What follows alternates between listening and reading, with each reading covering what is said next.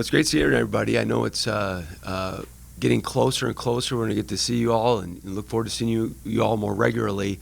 We're really excited about the season coming up. I know it's been well documented the last few weeks where people are posting, and we were one of them, that this is practice number 1 officially, and many years ago at October 15th it felt more like that, but we've really been going with this group since June, having our newcomers arrive roughly around that time or a few weeks later, but I've really enjoyed this group. There's a great amount of energy and enthusiasm, intensity. Of course, the execution is something that you work on throughout, but this has been a really enjoyable group to be with. I feel like we're address some needs in recruiting, but then also with the number of guys back, they've really improved from weight to strength, conditioning, skill. Really pleased with this group's mindset throughout the spring and summer to keep growing, and that's what this is all about. How are you going to use a guy that's a year older in TaShawn Archie, you know, the way that he was able to come in this year and now have a bigger role in this offense this year? Well, you can see his talent jumped off the page last year, and just a very, very young freshman last year was really thrown into that fire. When Keon Willis went down, it really elevated opportunities for other guys, and he was able to take advantage of that. He's gotten a lot stronger. He's gained some weight, but his bench press is 230 pounds now. His leg press, all the measurables are way higher than what they were. And then just in seeing him practice and being around him every day, he's older. It's the beauty of coaching this age group. You just see changes that happen day to day, much less week to week and month to month. But he's a guy that can play on and off the ball. He can be a point guard. He can be a scoring guard.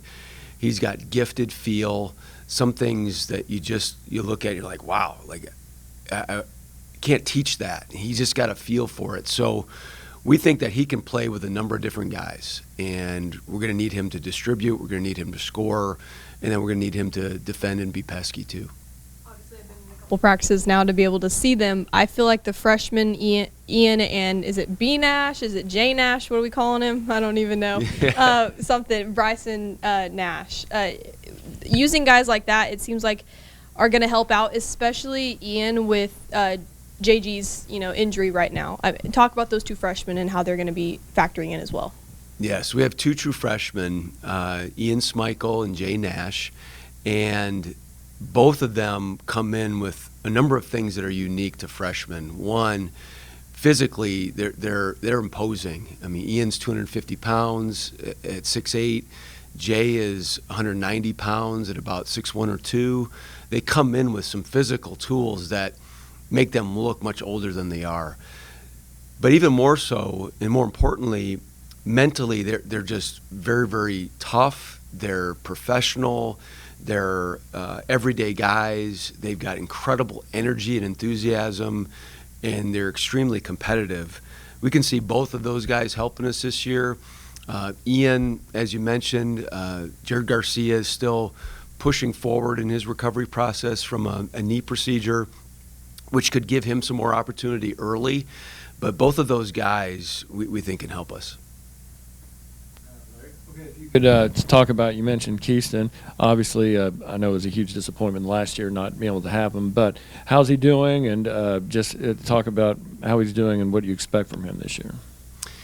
Yeah, Keyston is one of those guys that I'm thrilled to have back last year. Of course, I would have loved to have had him last year, and if he played last year, he wouldn't be with us this year. But he is so mature. He's been in so many situations. He's scored 1,600 points. He's hit 300 threes in his career. He's a guy that anytime he misses, you're shocked. You just can't believe it. He's got that type of shooting stroke.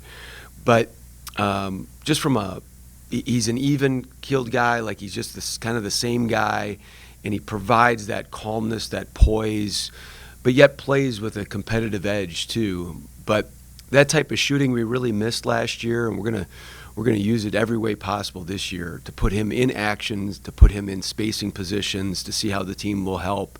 But he's also 195 pounds. He's sturdy, can guard some different people. So we're going to rely on that experience very much.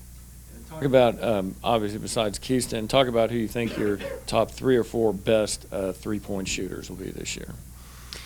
Well, we do a number of testing, so when I say this, it's based on fact and what guys have done so far. But Keyston would be one. The other guys that have performed really well in our shooting competition drills and even our practice time, Braden Carrington has shot it really, really well. Jared Garcia, Matt Reed is shooting it really well. He's I think really improved this offseason. He's lost over 20 pounds. You'll see him. He just looks so different. But those guys, TaShawn Archie is shooting it well. We've got a number of guys. We do a drill. I know we've talked about it before. 5-minute threes, 1 ball, 1 shooter. You make over 50 in 5 minutes consistently. You get the green light to shoot in games, and you're expected to shoot those open threes. And we've got a number of guys that are doing that. Obviously, they made such a huge jump last season in wins and the upward trajectory. How do you keep that going, or how much of a challenge is it when you have such a big roster turnover like you've had with only a couple of your normal starters returning? Well, last year we were very young, and we had 11 new players last year. This year we have 6 new players and 6 guys back that all played like significant minutes at significant times. So that we feel really, really good about. And we just want to continue to get better individually. That was our focus in the spring and summer. And then as the end of the summer came together and then into this fall, it started to work on that team process of the things that we want to do. Several things we'll do similarly. Some things we're going to do differently in the way that we play, both offensively and defensively. But our focus is just on how do we get better, a little bit better each day. We've got a much larger core than what we've had the previous 2 seasons. And then the guys that came in, we've got a good mix of old and young. With those older guys from Braden Carrington, Dwan Odom, Justin Amati, those 3 guys have experienced some things in college basketball.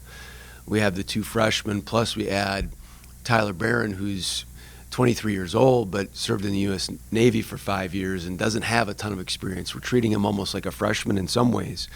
But we've got a good core back, and I think our fans, as they get to see, they'll recognize, oh, I remember him from last year. Boy, he looks different. He's gotten better, too.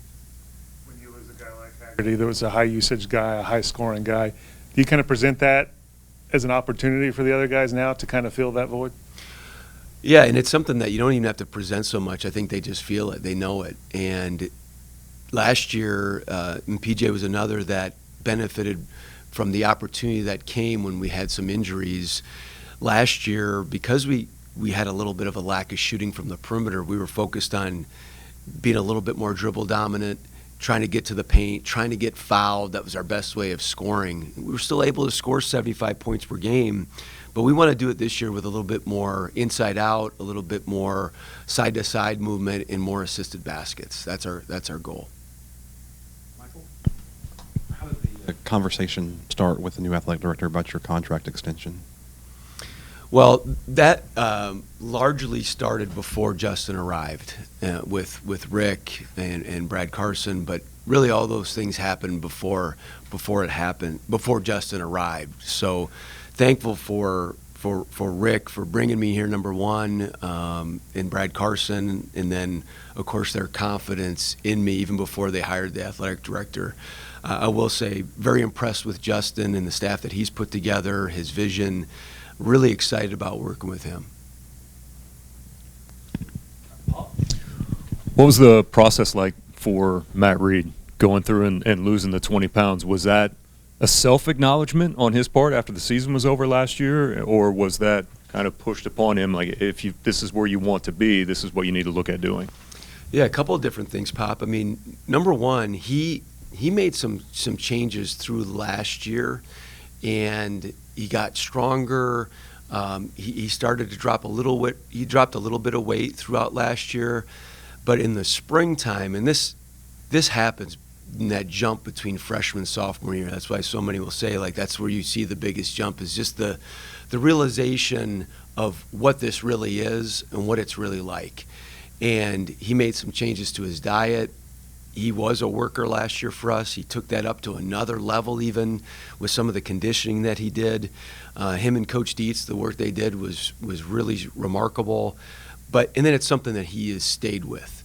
So many times it's, you can do great for a week or two and can kind of fatigue out, but he has really stayed with it. He's literally, from the moment he stepped foot on campus, he's almost 30 pounds lighter. So I'm really, really proud of him for the work he's put in. What type of versatility do you have in the group in general, and how important is that for this season? Well, I think I've always been a big believer in versatility, and it's both offensively and defensively. So many people want to label themselves as what position they are, and of course their mind takes them to their offensive position. We talk more about, okay, but who can you guard? Can you guard 1 through 4? Can you guard everybody in small doses?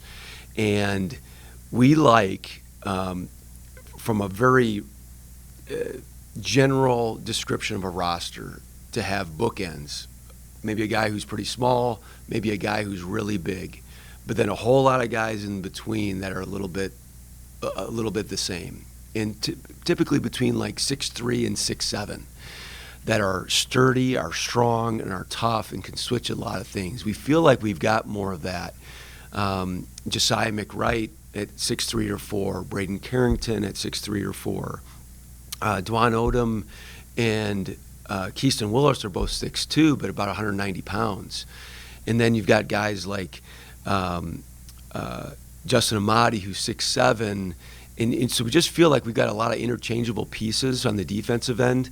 They all have different strengths offensively, and that's our job, to just find different lineups in different ways. And I like using baseball references. You can have a great fastball, but you can't use it every time. You got to keep mixing things up and keep giving people different looks. Talk about your non-conference schedule, and was there a change at all in your approach towards the non-conference schedule this year as compared to the last 2 years? Yeah, we want to keep advancing, and we want to keep pushing forward. There's some things that we know that are going to stay the same. We're going to play Oral Roberts every year for the Mayor's Cup.